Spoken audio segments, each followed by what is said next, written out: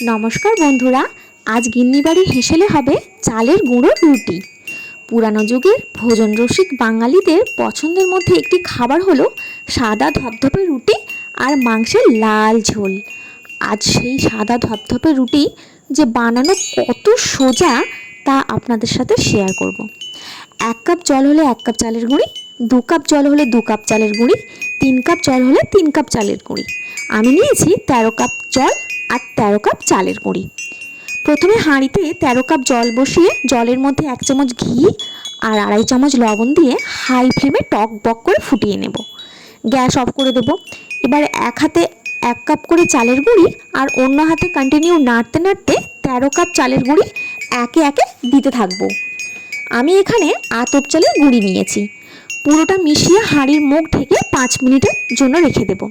এবার 5 মিনিট পর থালায় ঢেলে ভালো করে মেখে সফট ডো একটি তৈরি করে নেব। এবার লেচি কেটে রুটি সেঁকে নেব। তাহলে তৈরি হবে সাদা ধপধপে রুটি। আমার এখানে তৈরি হয়েছে 50 পিস রুটি। দেখুন রুটিগুলো কত সুন্দর করে ফুলছে, আর ঘি দেওয়ার জন্য খুব নরম, অনেকক্ষণ পর্যন্ত নরম আর সফট থাকবে। দেখুন আমার এখানে 50 পিস রুটি তৈরি হয়ে গেছে। আজ গিন্নি বাড়িতে আসবে অনেক গেস্ট।